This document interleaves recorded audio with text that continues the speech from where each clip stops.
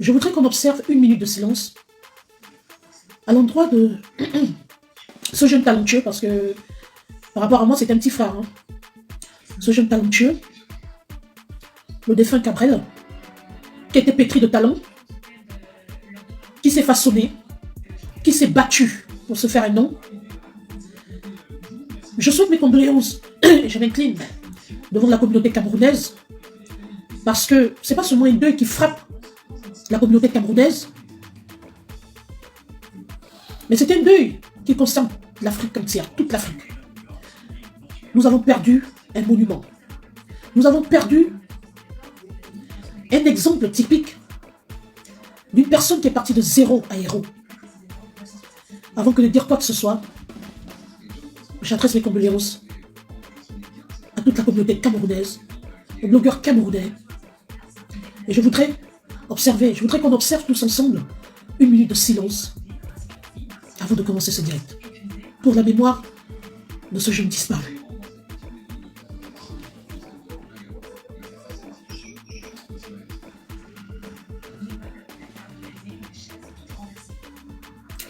Merci. Alors, manager, j'espère que tu es dans le direct et que tu vas sécuriser ce direct au maximum. Parce que nous allons nous dire la vérité ce soir. Je vais parler très fort et je voudrais surtout que tu sécurises ce direct. Bien. J'ai parcouru les pages.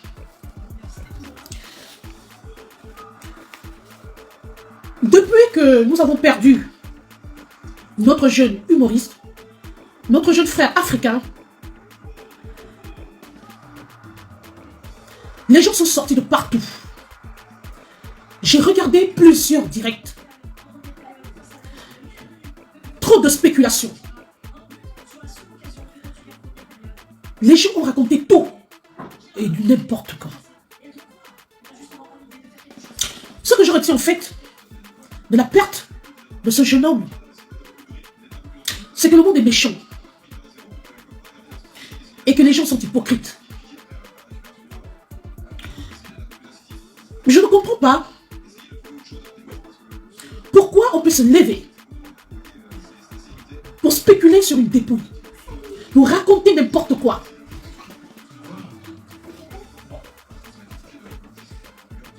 Nous tous, nous avons suivi comment le jeune Cabrel a commencé sa carrière. C'est quelqu'un qui est parti de rien. Le défunt faisait ce qu'on appelle la créativité. C'est grâce à lui, le gars a valorisé les Bamileke. Je pense qu'il était du village de Tata Lolo, Fodja, d'ailleurs, à qui j'adresse mes condoléances également. Ce monsieur parlait, il chantait en bangaté. Il faisait les atalakou en bangaté. C'est quelqu'un qui a fait connaître la culture camerounaise. C'est quelqu'un qui a valorisé son village. Au sortir de là, on a vu comment il a gravi les échelons, comment il a progressé. Dieu lui a fait grâce. Un pauvre jeune homme qui s'est battu pour se faire un nom. Son temps de gloire est arrivé. Et on a vu comment il a été très sollicité. Il a fait la Coupe d'Afrique. Il a fait le Qatar. Il a fait... C'était quelqu'un de très talentueux. La mort est un passage obligé à nous tous. Il suffit qu'une personne réussisse. Qu'une personne réussisse dans ce monde. Qu'un Africain, qu'un jeune frère réussisse. Qu'on commence à spéculer sur lui. Dès que quelqu'un réussit dans sa vie, ça y est. La personne est dans les sectes, la personne est dans les loges, la personne a touché là où il ne fallait pas, la personne a fait ceci, cela. Pourquoi? J'ai tout entendu. Bien. Je pense qu'une personne, même pour intégrer une secte, je pense qu'il ne faut pas être bête. Généralement, dans les sectes, il s'avère que ce sont les têtes qu'on calcule. Pourquoi les gens sont aussi méchants? Aujourd'hui, d'après ce que les gens racontent, d'après des spéculations qui n'ont ni queue ni tête, ce dernier est accusé d'avoir trempé là où il ne fallait pas. Mais je vais vous dire quelque chose. Il faut faire extrêmement attention à ce qu'on raconte, à ce qu'on avance sur les réseaux sociaux. Étiez-vous là quand il est allé tremper ses mains là où il ne fallait pas? Étiez-vous là quand il est allé signer un pacte? Étiez-vous là quand il a intégré une secte? Il faut avoir la preuve de ce qu'on avance. Je vais m'adresser particulièrement et j'envoie ce message à son père spirituel, soi-disant son père que j'ai découvert en même temps que vous sur les réseaux sociaux. Un certain Gâteau. Monsieur Gâteau, vous savez, dans la vie, il faut apprendre à maîtriser ses émotions. Il faut faire preuve de maîtrise de soi. J'ai été sidéré et je me suis même demandé si vous avez aimé votre fils. Je me suis demandé si vous l'avez vraiment aimé.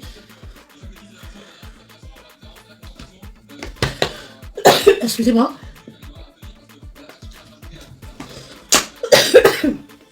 Je suis tellement dépassée. Pardon. C'est quoi cette sortie hasardeuse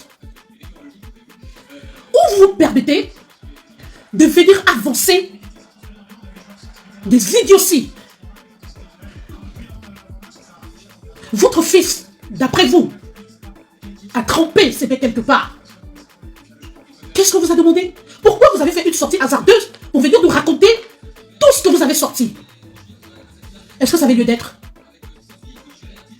La nouvelle arrive fraîchement. Votre fils vient d'avoir un accident mortel. Et vous, ce que vous trouvez à faire, c'est de placer votre caméra pour le jeter à la vindicte populaire, pour dévoiler sa vie privée. J'espère que vous avez les preuves de ce que vous avancez. Parce que, vous savez, Facebook est très dangereux. Et ça va très vite. Le temps d'effacer votre vidéo, parce que vous l'avez effacée, cette vidéo a été récupérée et a été partagée comme des bouts de pain sur le méta.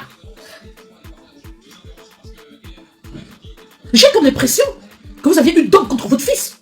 Quand vous nous dites qu'il ne vous regardait plus, qu'il avait changé, qu'il a voyagé, il est allé au Togo, il est allé au Bénin, il est allé je ne sais où. Qu'est-ce qu'on en a à foutre?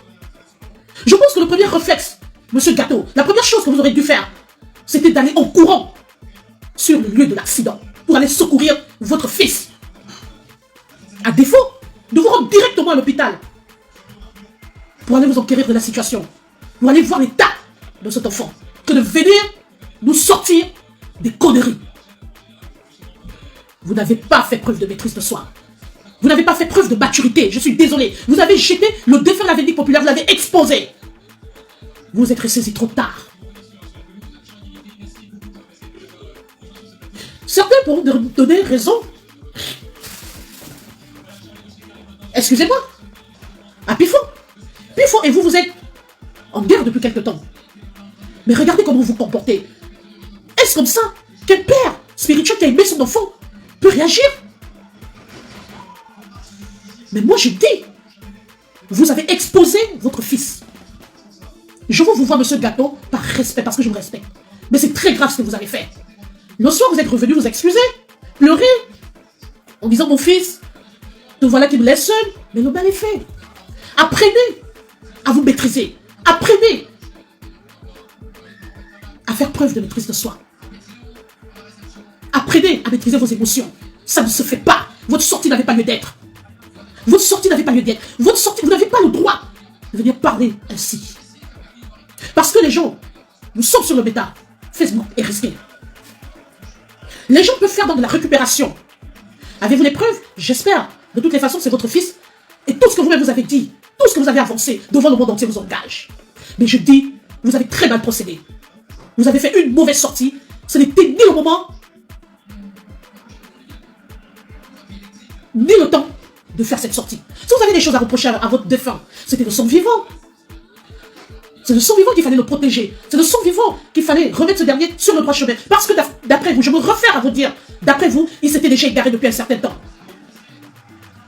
Ce que vous avez fait n'est pas digne d'un père qui a aimé son fils, monsieur Gâteau. Je vous le dis en toute sincérité. La prochaine fois, tournez votre langue 7 fois avant de vous positionner sur le méta. Parce que de toutes les façons, cette vidéo est partie jusqu'à sur YouTube. Il y a des gens qui sont là, qui récupèrent, qui sont là spécialement pour le découpage des vidéos.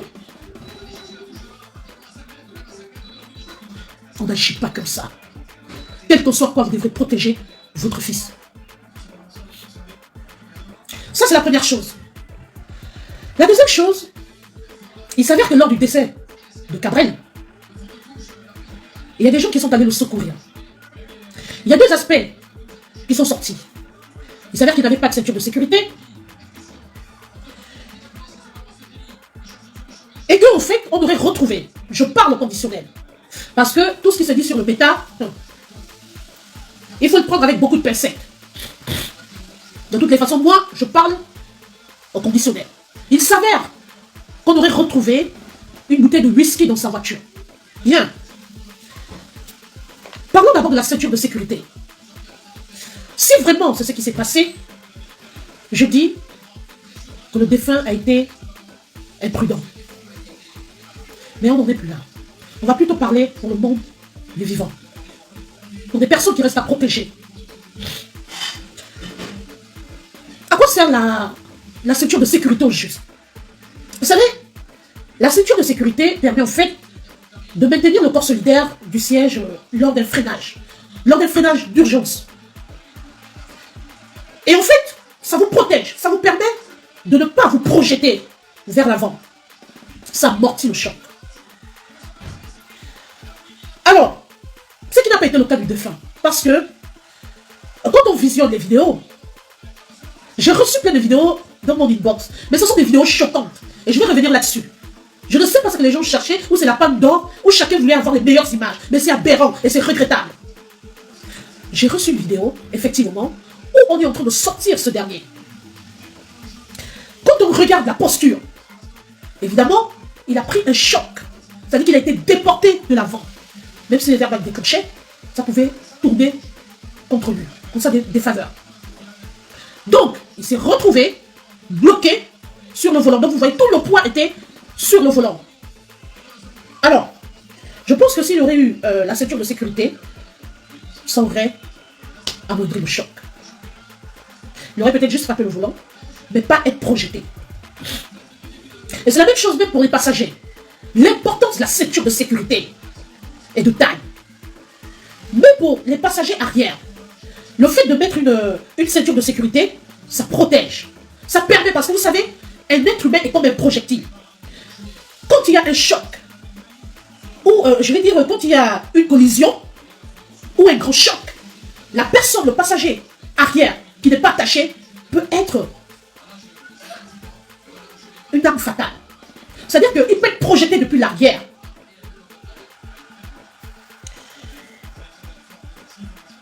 On voit bien dans la vidéo qu'il a été projeté, tout le poids du corps a été projeté vers l'avant. Ça veut dire qu'il n'avait pas de ceinture de sécurité. Il y a également l'aspect alcool qui est ressorti, comme je vous le disais tantôt. Et d'aucuns nous ont rapporté, je me réfère au dire du bêta, d'aucuns nous ont rapporté qu'il était un tout petit peu fatigué. C'est-à-dire que, on sait comment ça se passe en Afrique, quand vous allez quelque part, l'axe lourd, Douala, Yaoundé, l'axe lourd en fait, il faut aller très tôt le matin. Ce qui est sûr, c'est qu'il a débarré très tôt. Et si c'est que, je parle au conditionnel, s'il aurait fait la fête à la veille, ou s'il aurait consommé de l'alcool, ce qui est sûr, c'est qu'à un moment donné, il a eu fatigue. Il a dû accuser une certaine fatigue. Et ça, ce sont les effets de l'alcool. Ce sont les effets de l'alcool sur la conduite. Vous savez, l'alcool rend déjà même la visibilité nulle. La vision diminue. Quand on conduit, quand on a bu, les chemins, en fait la visibilité est nulle. La visibilité baisse. La fatigue nous prend. C'est pourquoi, par rapport au code de la route, il est toujours recommandé de se reposer. Lorsqu'on sent qu'on est fatigué, il faut se reposer. Au moins pendant 2 heures de temps. Il faut dormir.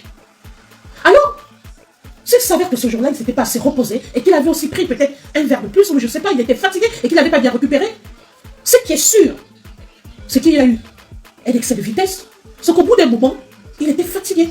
Il n'a pas pu maîtriser quoi que ce soit. Faisons extrêmement attention sur la route. L'alcool et la conduite ne font pas bon ménage. Alors, je reviens sur les effets de l'alcool. Je parle au conditionnel.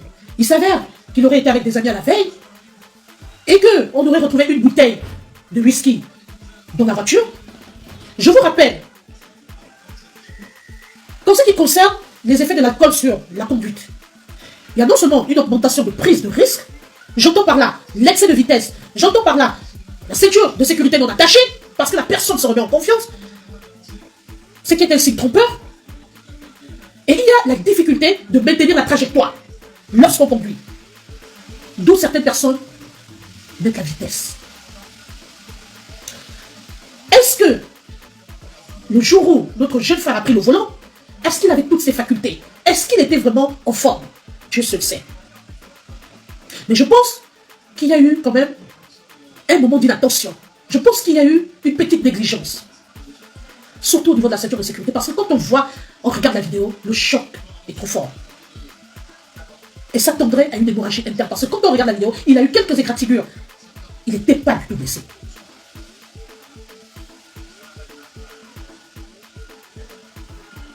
Vous savez, les mêmes problèmes qu'on connaît au Cameroun, ce sont les mêmes problèmes qu'on connaît au Gabon.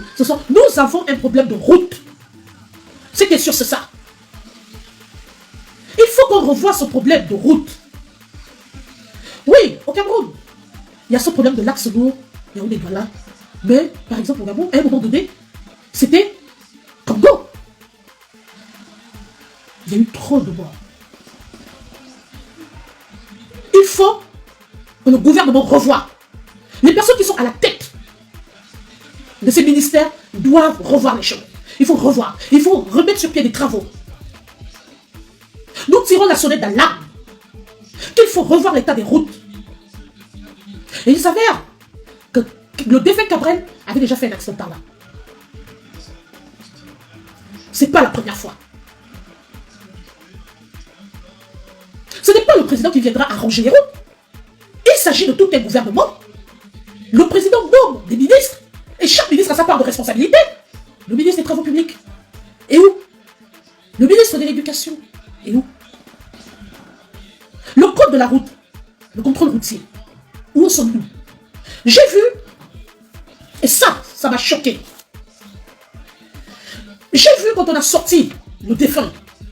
Mais enfin, c'est pas un sac de fagots. Ce sont des personnes lambda que j'ai vu sortir le défunt de la voiture. Je loue leur courage. L'acte était louable. Sauf que, dans la logique, ces personnes sont des citoyens lambda qui n'ont aucune formation, qui ne connaissent pas les premiers gestes de secours. Alors, vous savez, quand il y a un accident, il y a collision, il y a un accident de ce genre, généralement, on ne touche pas l'accidenté. On ne touche pas le blessé. Parce que tous les organes, il y a un dysfonctionnement interne. C'est très délicat. Cabrel aurait-il pu être sauvé? Oui. Je pèse le mot oui. Mais malheureusement, il n'a pas été secouru par des personnes qualifiées. Et c'est pourquoi le gouvernement doit mettre en place, pas seulement au Cameroun, partout en Afrique. On doit intégrer des émissions. Il faut créer des émissions. Il faut qu'il y ait du contenu dans nos chaînes de télévision, nos chaînes de télévision africaines. Au lieu de nous montrer les novellas, les séries télévisées, les mêmes... Apportez-nous le contenu. Prenez même 5 minutes d'émissions de secourisme, de gestes de premier secours. La manière dont Cabrel a été sorti, c'est pas possible.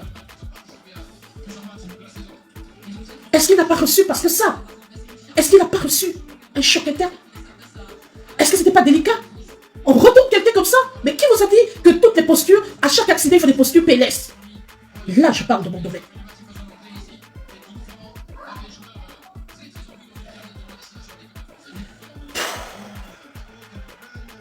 Ce jeune homme a mis du temps couché au sol. Le temps que les secours arrivent. Donc ils disent qu'il est encore vivant. D'accord. Mais entre le lieu de l'accident et l'hôpital, qu'est-ce qui s'est passé? Il y avait des gestes à faire. Les gestes de premier secours. Il y avait des premiers soins administrés. Mais comme ce sont des personnes de bonne foi qui ont cherché à le sortir, à le sauver, ils n'ont pas pu faire ce qu'il fallait. Alors, j'ai une vidéo. Au jour d'aujourd'hui, et même quand on regarde, on voit qu'il y avait un saignement actif. Ce qui sous-entend qu'il y a dû y avoir une hémorragie interne. Alors, j'ai parcouru des vidéos et je suis totalement d'accord. Vous savez, quand il y a un décès, tout le monde apporte son expertise, tout le monde connaît, tout le monde, voilà, tout le monde demande combien de fois il connaît. Mais moi, j'ai affaire à un médecin qualifié, légiste, qui a fait une très belle vidéo, qui m'a touché, que je vais vous montrer. Ce que ce monsieur a dit, il a raison. Ce monsieur, il s'appelle, je crois que j'ai noté son nom quelque part, c'est un docteur qui a parlé. Je crois que j'ai sa vidéo. Je ne sais pas si les gens ont suivi. Je crois qu'il faut que tu m'envoies cette vidéo. Je crois que je l'ai enregistrée. Nous allons l'écouter. Excusez-moi. Parce que c'est bien beau de dire n'importe quoi. Mais il y a une réalité qui est là. Merci, j'ai retrouvé cette vidéo. Alors, nous allons savoir la cause de la mort du défunt Cabrel. Est-ce qu'on aurait dû faire pour le sauver? Et lors de sa prise en charge, quel est l'élément clé dont il fallait tenir compte? Cette vidéo que je vais vous montrer, que je vais vous faire suivre, va nous ouvrir les yeux. Et ça va nous permettre pour la prochaine fois, même dans notre propre famille, au sein de notre famille, même pour d'autres personnes, comment s'y prendre. Alors, il s'agit de l'intervention du docteur Boni Aimé. D'ailleurs, abonnez-vous sur sa page. Nous avons affaire à un médecin qualifié. Un médecin qui connaît son travail. Nous allons l'écouter. Je vais essayer de mettre la... Solène, tu peux venir m'adapter le téléphone là, s'il te plaît? Parce qu'il faut arrêter à un moment donné. Et que les gens qui ne maîtrisent pas quoi que ce soit se taisent à jamais. Laissez l'âme de ce jeune homme se reposer en paix. Nous allons écouter. Solène, viens m'adapter rapidement le portable là. Je vais augmenter un peu. Et les personnes qui sont allées filmer le défunt, qui ont mis des images insoutenables, soyez humains, vous êtes méchants. Jusqu'à quelqu'un qui allait dire, au lieu de... La pauvre maman, au jour d'aujourd'hui, la maman du défunt est en train de manger au sol. C'est l'enfant qui va enterrer sa mère, mais cette fois-ci, c'est la pauvre maman qui va enterrer son enfant. Et quelqu'un ose aller demander que c'est ici que la mère de Cabrel vit. Mais c'est quoi ça? Qu'est-ce qu'on en a foutre de la maison? Mais madame, vous n'avez pas de cœur? Vous n'avez pas d'enfant? Que Dieu vous punisse. La vidéo voilà. Écoutons cette vidéo.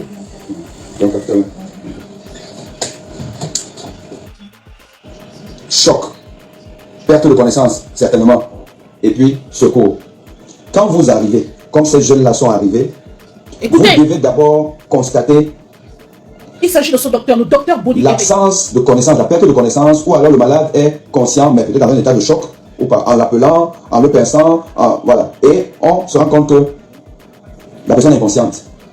Vous devez vérifier rapidement s'il y a saignement. Est-ce qu'il saigne? Est-ce que ça saigne? Est-ce que ça gifle quelque part? Si c'est le cas, vous, au lieu de tirer la personne pour la sortir du véhicule, non. Vous devez d'abord s'assurer que ça ne saigne pas. Merci. Et si ça saigne, vous faites une compression au lieu du saignement. Vous faites une compression. Parce que là, on va éviter le décès par hémorragie. Très bien. Et c'est pas compliqué de savoir s'il y a un saignement actif. Voilà. Donc, s'il n'y a pas un saignement actif, comme c'était le cas de Cabrel Nandjip, comme il n'y a pas de saignement actif, on va privilégier l'immobilisation au lieu. Sauf à être nombreux et à savoir transporter un malade qui est dans cet état critique. Et dans les moyens de maintenir le malade en sécurité. Excusez-moi. Juste, je vous reviens. Je vais l'appeler là. On va avancer un peu.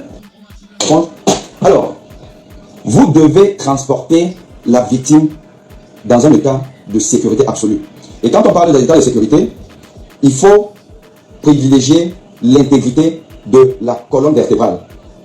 L'intégrité de la colonne vertébrale du dos jusqu'au cou. Suivez bien, partagez le direct. Parce que dans ce mécanisme de choc, il a peut-être heurté sa tête quelque part, par brise, ainsi de suite là. Donc il peut avoir une fracture au niveau du rachis cervical. Très bien, docteur. Merci. S'il y a fracture, donc il peut avoir lésion ou engagement de la moelle osseuse.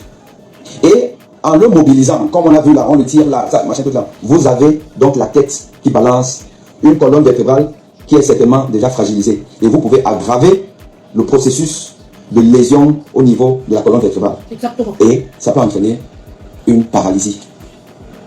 Donc en transportant ce genre de personnes, vous devez tenir la tête, le cou bien pour que le cou ne bouge pas. Donc vous devez tenir pour ne pas bouger le cou. Et donc ça veut dire que vous devez être nombreux, ceux qui tiennent la tête, le cou, les épaules, les pieds, et vous le transportez de manière horizontale. Pas courbé comme on a vu, on tire comme ça, là on tire, on fait des trucs là. Non, on ne fait pas ça. C'est pas parce que votre objectif, c'est de le mettre sur un plan dur. Parce qu'effectivement, il faut le mettre sur un plan dur. Et le plan dur, surtout, c'est le sol qu'on a là-bas.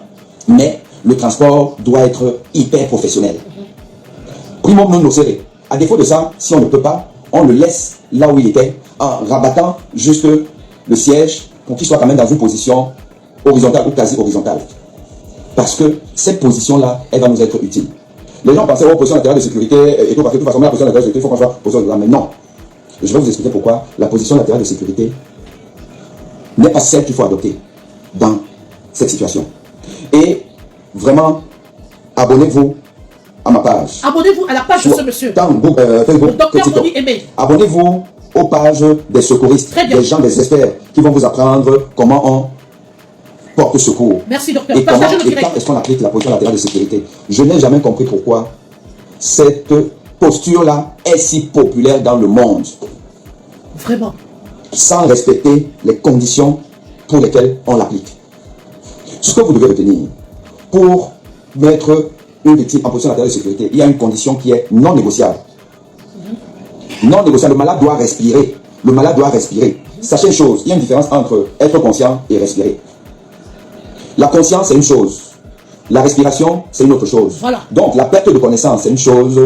L'absence de respiration, c'est autre chose. Premièrement, ce qu'on va d'abord essayer de constater, est-ce que le malade est conscient ou inconscient? Si le malade est inconscient, c'est très important. Si le malade est inconscient, on va maintenant chercher à savoir, est-ce que le malade respire? Parce que si le malade respire, on va vouloir éviter, entre autres, des fausses routes. Parce qu'un malade qui respire a encore des mécanismes qui peuvent faire en sorte que sa langue puisse et position latérale de sécurité. Et entre autres causes qui nous amènent parfois à avoir donc cette inconscience, mais pendant qu'on respire, c'est par exemple la noyade. Un malade que vous avez ramassé, bon, il ne sait pas nager, il s'est noyé et tout, ouais, il va respirer, mais inconscient, il va étouffer. Vous le mettez en position latérale de sécurité. Je lis le nom du docteur, c'est le docteur Moni Aimé. Moni Aimé. Mais un malade qui est inconscient et qui ne respire pas, vous ne le mettez pas en position latérale de sécurité, vous le mettez en décubitus dorsal, parce que celui-là a un problème avec son cœur. Très bien. Son cœur est en arrêt cardiaque. Et vous devez rapidement commencer le massage. Après avoir appelé le secours. Parce que si vous êtes seul, plus vous massez, plus vous fatiguez. Et quand vous êtes déjà fatigué et vous continuez à masser, vous êtes plutôt délétère, vous n'êtes pas efficace. Donc vous appelez le secours. Et les autres secours qui viennent, déjà ils auront pour objectif d'appeler après le SAMU, les ambulances, les hôpitaux et tout là. Et vous faites ça. Revenons sur Cabrel Nandji. Très bien. Écoutez très bien. On sait que il ne s'est pas noyé. Il ne s'est pas électrocuté. Il n'y a pas eu d'autre cause que le choc, l'impact de la voiture sur peut-être notre voiture, ou alors le talus, ou autre chose. Il y a eu impact. Donc, de deux choses l'une. Soit il a cogné sa tête, et il a eu un ébranlement cérébral, commotion cérébrale, qui peut entraîner une perte de connaissance. Bien. Mais là, le décès est plus long, il va rentrer dans le coma et autres. C'est quoi? D'accord, ok. Bon, j'ai mon dernier patient qui arrive là, parce qu'aujourd'hui je suis mode courte consultation, parce que je me déplace, je vais visiter un pays africain, mais qui est en train de progresser, qui est dans une dynamique positive. Dans une dynamique positive, et qui dépasse déjà le Cameroun de loin en termes d'offres de soins. Donc je vais sur place voir de quoi il s'agit, être dans des projets coopératifs avec les jeunes cardiologues de ce pays. Vous m'avez chassé du Cameroun, mais ce n'est pas toute l'Afrique qui m'a chassé. Donc aujourd'hui c'est mode demi-journée parce qu'il faut après aller prendre son vol. Donc je vous disais que l'impact, soit c'est la tête, Voilà. comme ça c'est la perte de connaissance, mais le cœur continue à travailler. Le cœur travaille normalement. Donc le malade va être dans le coma et tout, mais il va rester quand même encore récupérable pendant longtemps. Le temps de faire une prise en charge normale. On va arriver à l'hôpital, on va voir. Donc on n'a pas besoin de masser le cœur ou de défibriller, puisque le cœur, lui, n'a pas de problème. Mais par contre, si l'impact, c'est au niveau de la poitrine, le volant, le airbag ne s'est pas déclenché ou je ne sais pas pourquoi, commotion cordis, commotion cardiaque. Le cœur est là. Parce que je crois que vous me voyez un peu en mode inversé. Moi, je ne sais pas encore manipuler ces choses-là. Donc, quand je fais passer, c'est le côté droit que je peux, c'est mon côté gauche. Le cœur est là. Donc, impact, tam, décélération rapide à une vitesse de plus de 60 km/h, ébranlement du cœur, lésion myocardique, et puis modification de la balance ionique dans le cœur, dans les cellules, instabilité électrique, emballement du cœur, trouble du rythme cardiaque, et notamment la fibrillation ventriculaire. Le cœur commence à faire ça. Et donc, parce que le cœur fait ça, et tout, la contraction n'est plus efficace. C'est un peu comme si le cœur s'est arrêté, arrêt cardiaque. Ce qu'il faut faire, ce qu'on devait faire à Gabriel Mandjik, écoutez bien, c'était soit on l'a bien transporté, en évitant quand même que, voilà, comme je l'ai expliqué tout à l'heure, on maintient l'intégrité de la colonne vertébrale et tout, du coup, on l'a transporté sur le côté, là, dès qu'on l'a posé.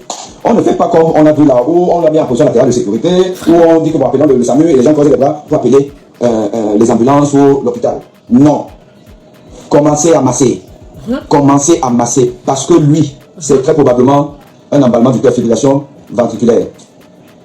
Commencez à masser. Et donc, une fois que j'ai dit ça, je vais vous dire maintenant quelque chose qui est très grave. Très grave en termes d'offre de soins au Cameroun. La fibrillation ventriculaire, le malade reste en vie pendant plusieurs minutes. Partagez le direct. Au bout, allez, grosso modo, 5 minutes, sans massage, le malade meurt.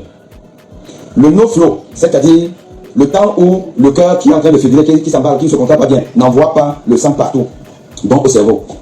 Plus le no-flow est long, plus la probabilité de perdre la personne est importante. Et plus d'ailleurs, si on vient même tardivement, on essaie de récupérer le malade en lui faisant des massages et tout ça là.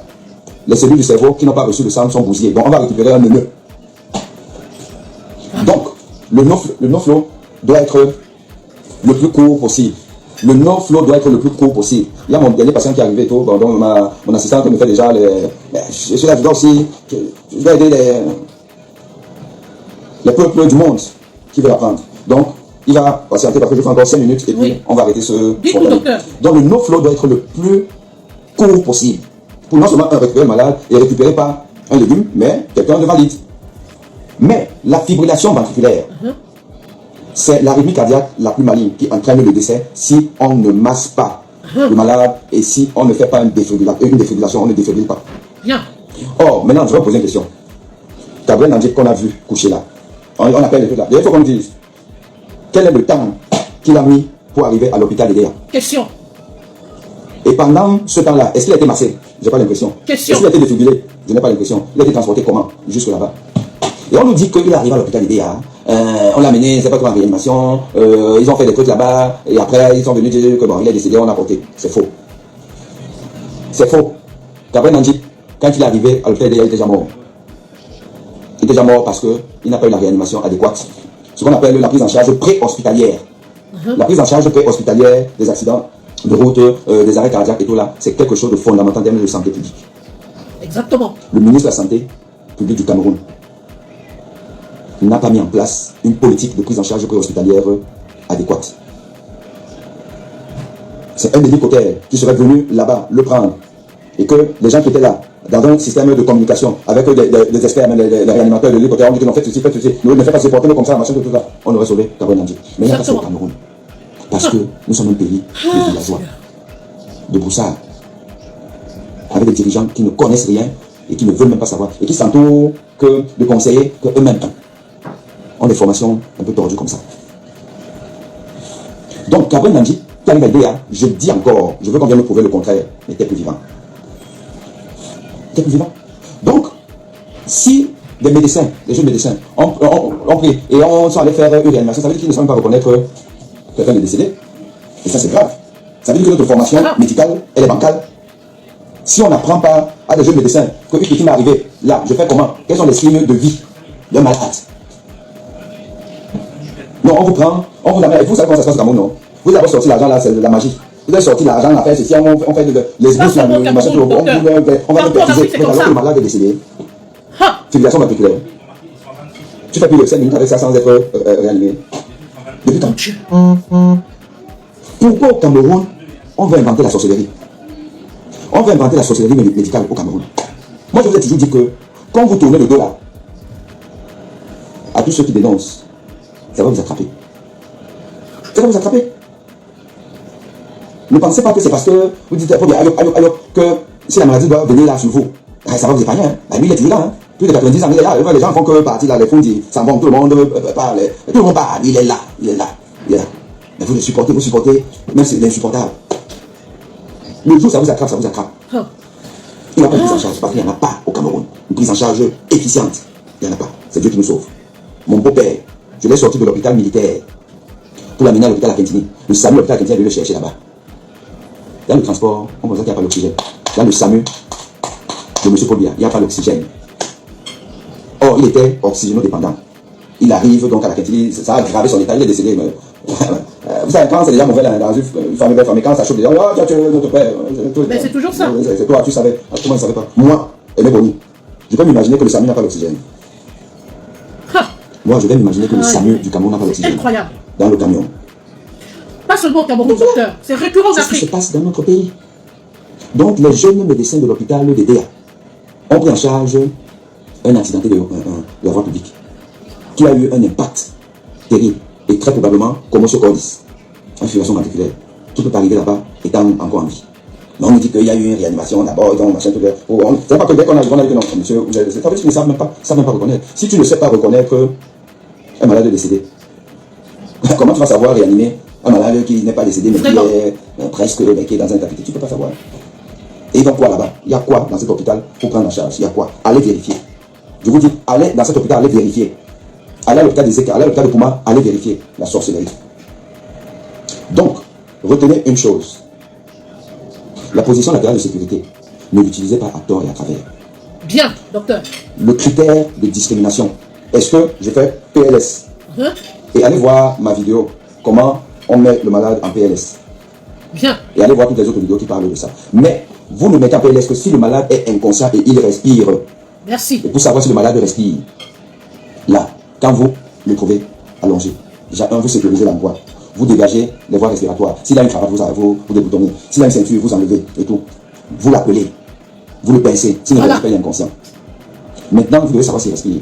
Pour ça, s'il respire, vous pouvez, quand vous avez mis la tête en arrière, là, vous avez cette main-ci, vous avez ouvert sa bouche et tout. Vous posez par exemple votre oreille vers son nez pour voir si vous avez un souffle. Vous pouvez poser la main, la paume de main pour voir s'il y a un souffle. Pendant que vous faites ça, vous guettez le ventre.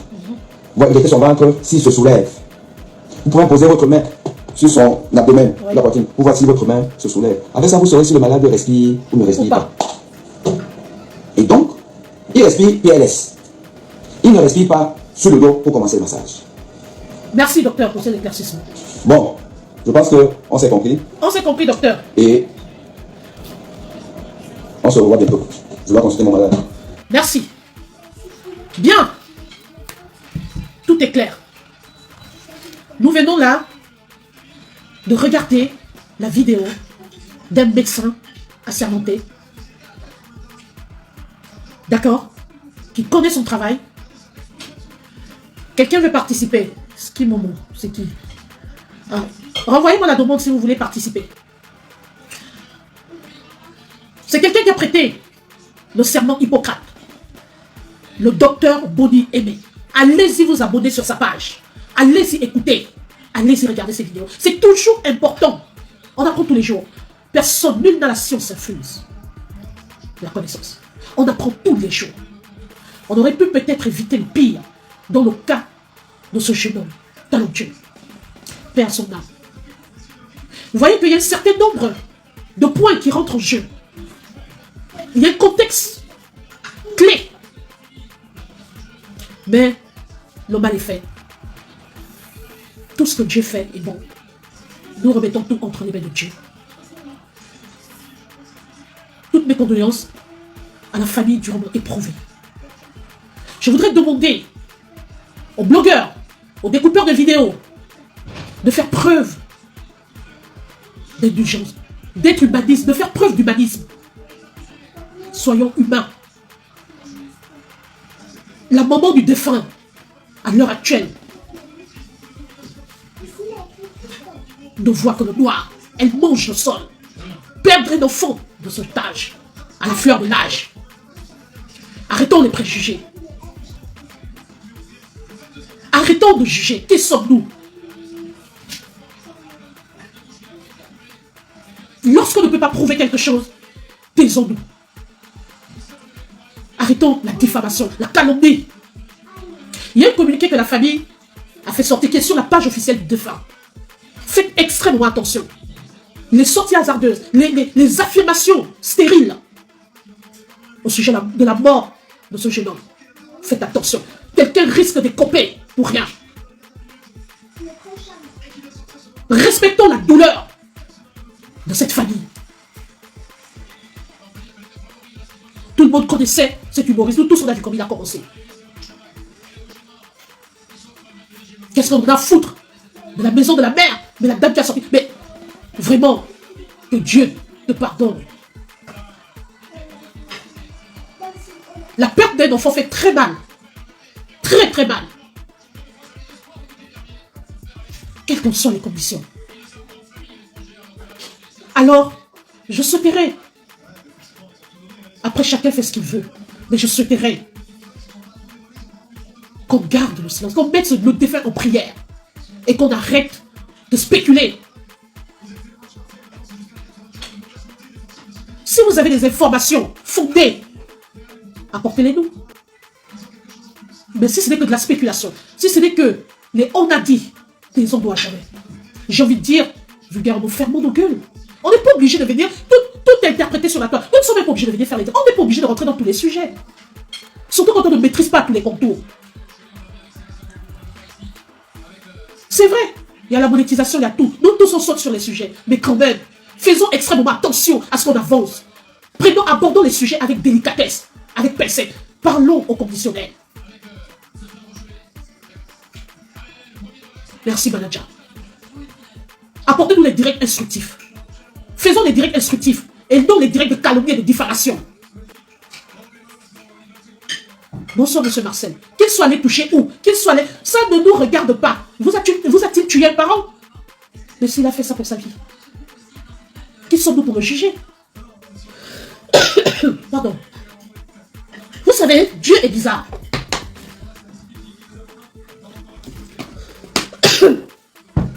Dieu surprend. Les gens que nous diabolisons, ne soyons pas surpris qu'on les trouve assis à la droite de Dieu. On a cette facilité de juger les gens, de parler de leur vie. Oh, tel est dans une secte, oh, tel est dans... Mais c'est son problème avec Dieu. Bonjour à tous.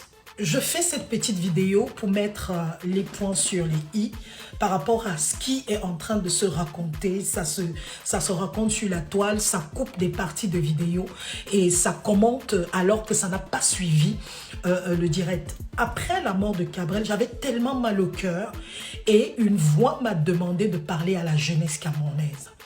J'ai décidé de parler à la jeunesse camerounaise parce que malheureusement, je me suis rendu compte que il y avait des choses que la jeunesse camerounaise considérait comme réussite. Et je vous ai pris l'exemple de Cabrel qui était venu une fois chez moi et qui m'avait dit que je marquais les pas sur place, que je n'avançais pas. Et il dit, regarde comment tes petites soeurs qui sont arrivées, elles ont des voitures, elles ont ci, elles ont ça. Toi, tu es toujours là depuis que je te connais, tu es toujours en taxi, etc. Je lui ai répondu que papa, ça c'est pour toi.